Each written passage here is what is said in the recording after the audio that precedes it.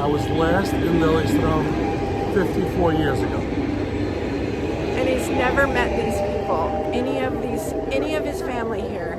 Excited? I'm excited. And lost. But before we get into that, 5 things you didn't know about Oslo that you want to know. First, Oslo annually donates the Christmas tree that's proudly displayed in Trafalgar Square in London as a thank you for the British support during World War II. Aww. The Nobel Peace Prize ceremony is here in Oslo City Hall every year. Anything about Oslo make you think about Disney World? Oslo's very own Asker House Castle is replicated there in Disney World. Oslo was moved. Yes, the entire city was moved nearly 2 miles after a devastating fire. And Norway is credited with introducing salmon sushi to Japan and the world. Norway was credited with salmon sushi, not Japan. First and foremost, in the comments, how many of those things do you know about Norway or Oslo before watching the video today? Put them in the comments. Here's a bonus one. Charlie and the Chocolate Factory was based off of a factory here in Oslo, and I'll show it to you. This begs the question, what else don't we know about Oslo? Let's go find out.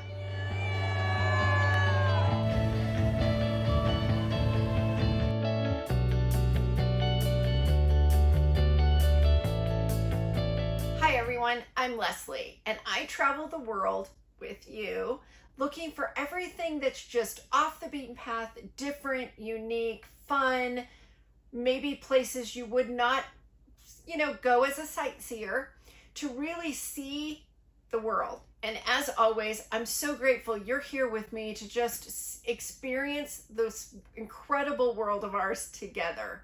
So thank you. Thank you for being here. Thank you for sharing in this journey with me.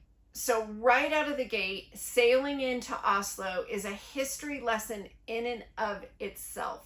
Right here in these waters, the Drøbak Narrows, lies the remains of the Blücher. A German fleet led by the cruiser Blücher was dispatched on April 8, 1940 to seize Oslo and begin the German invasion of Norway. The Germans highly underestimated its most powerful weapon, the torpedo battery. Unfortunately for the Blücher, it worked flawlessly, sinking the Blücher and forcing the Germans to flee back. The loss of the Blücher delayed the German occupation long enough for the king and his government here to escape from the capital. The remains of the Blücher are still right here at the bottom of the Oslo fjord. The wreck is designated as a war memorial to protect it from looting. It's gradually decaying, and you can see here the oil and other pollutants are leaking into the water. And here's the pic of where it sunk and where we are currently. Our captain, of course, is just enamored with maritime history, and he's from Norway. So this is really special for us to sail into Norway with him. But he's giving us all the history of this ship and its sinking in this area. It's a really cool moment. Sailing into the fjords is special in and of itself, but this just added to the whole history of it. We made it to Oslo, land of the Vikings. Your homeland, your people. Homeland. Welcome home.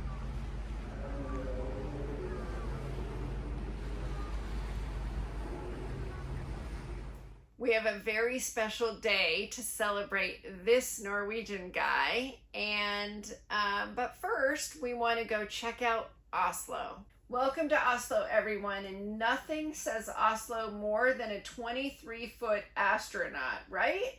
This statue is a nod to the Norwegian filmmaker Janet Michelson, who was reportedly considering a career as an astronaut after a childhood accident and subsequent fascination with space.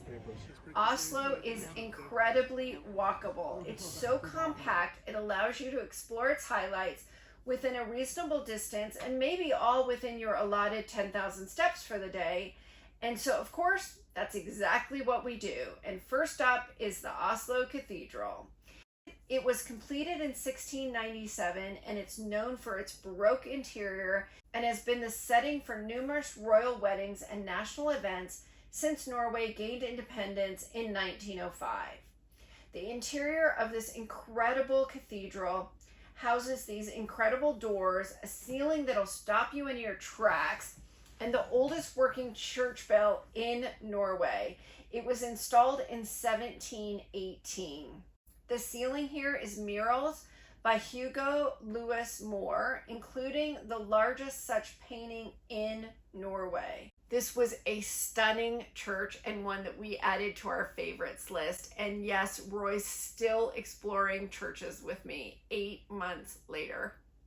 This is Storvitz Gatsgiveri, a Norwegian restaurant known for its traditional dishes in a wood-paneled 18th century setting. We stopped across the street for it for just a quick snack. Roy loves this Norwegian brown cheese. Great time to put in the comments if you've ever eaten this Norwegian brown cheese. I would love to know your thoughts on it. I just can't with it. I can't. It smells gross. It just is gross. I am not a fan.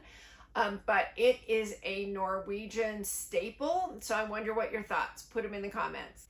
And we head up to Oslo's main street, which stretches from the central train station to the Royal Palace.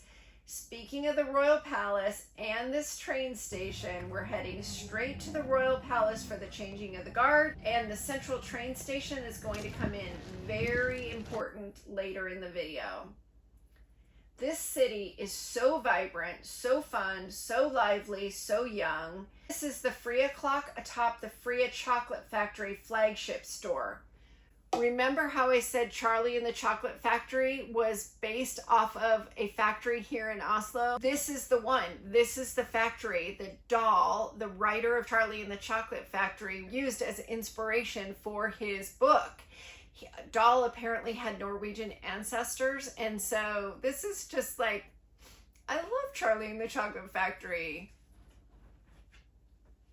Yeah, I loved it. Freya has been a popular Norwegian chocolate brand since 1889, and it only uses milk from Norwegian cows.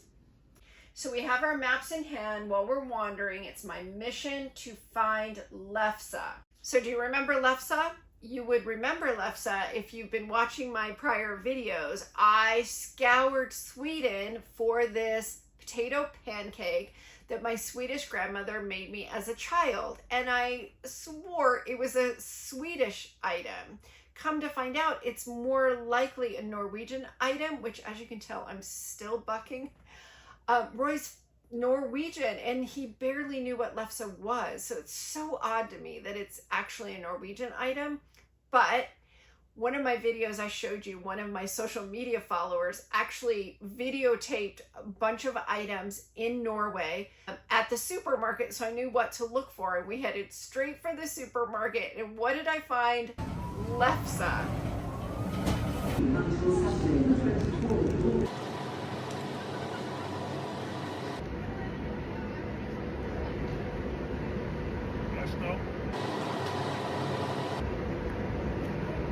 Now, did it compare to my grandma's homemade lefse? No. Does anything in a package ever compare to anything homemade? Probably not.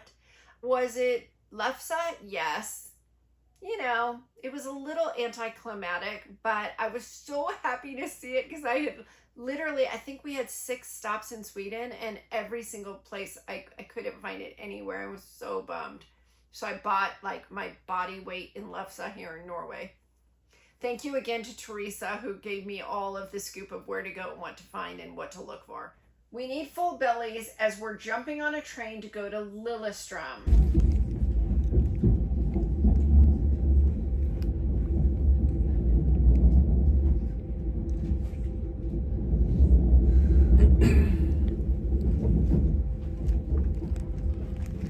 I'm sure you're asking, why are you going to Lillestrøm?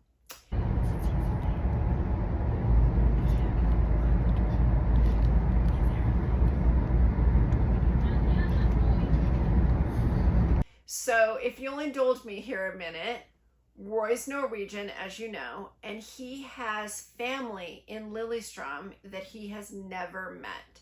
Now, to give you some context, with permission, Roy allowed me to tell you he's 62. So to know that he has a first cousin on the planet that he's never met, is very close to his Norwegian family, is just mind-boggling. And so while we're here, she reached out to us and asked if we would spend the afternoon with his aunt and their family. He's so excited, I think a little nervous. It's just odd to know that you have relatives you've never met. They're like strangers, but they were immediately family, and it was just a really special day. It's the play-by-play. So we're in Lillestrøm. We took the train from Oslo. We're in Lillestrøm, and we're going to be picked up by Roy's cousin Trudy in like half an hour. I was last in Lillestrøm 54 years ago. We met Trudy at the train station, but I didn't know if she would be open to being filmed, so I stopped the camera short. But they were so excited to meet each other, and it was just a really special moment. They took us to their home with a stop at the church and cemetery where his grandparents are buried.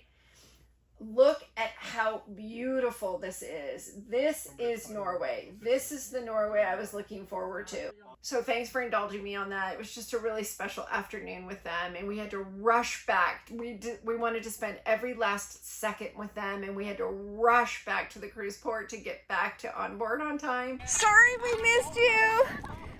Thank you for your beautiful country. Thank you. Thank you. Thank you. And let me tell you, we were the last two to board. Like, they were literally saying, "Are you Roy and are you Leslie?" as we were running to we were on, I don't remember. I think check-in time was like 5, and it was like 4:58. So we weren't late. We weren't the pure runners, but yeah, they were waiting on us.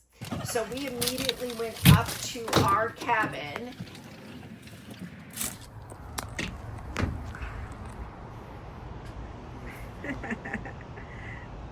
And we're waving at his relatives on the pier, and they stayed the entire time for us to sail away. We were the last ones. She sent us pictures of our ship out in the fjord. They actually met someone else on the pier that also had met someone on board, and the woman in the purple there is like they've become friends with her. Oh my gosh, how cute are they? They're still waving at us. Yeah, just a crazy afternoon and just heartwarming. It is so beautiful sailing away from Oslo, and we have full hearts and just such a vibrant city. Incredible day in Oslo. We're going to bed early, but we have this whole Northern Lights watch group that we set up through the Ultimate World Cruise. Anybody that was interested in watching for the Northern Lights could sign up for a WhatsApp group, and if you were on duty that night, if you saw the Northern Lights, you hit the call list, it alerted everyone, and they could come running out to watch it if they wanted to. So this was a night that we were alerted that there were Northern Lights. It's midnight. I'm woken from a dead sleep to run upstairs to see the Northern Lights. The whole ship was up there, and we didn't see shit. So hopefully tomorrow will be a better night. No Northern Lights tonight, but I don't want to let the cat out of the bag or anything, but there will be Northern Lights sighting on our Ultimate World Cruise. And so that might be, besides the 6 other stops we have in Norway, that might be a good segue to remind you to subscribe, because the Northern Lights alone are something you are not going to want to miss. Total bucket list item for me, and so subscribe if you haven't already subscribed. Come on, there's so much of the world we have to see together, and I need you with me. So subscribe, hit the subscribe button, hit the bell to be notified of future videos. So what do you think of Oslo? It's such a big city. I'm wondering how many of you have already been here. What'd you do in the city? What'd you think of the city? Did you stay overnight in the city? Obviously, this one would have been a great one to stay overnight in. Just your thoughts. Put them in the comments. I love sharing this journey with you, and I love your comments about the video itself, about where we stop. Any comments you have, I love them. So put them in the comments below. And speaking of comments, I would love to know if you have family somewhere around the world that you know are out there that you haven't met. This was just such a crazy day that now all these questions are just rolling through my mind.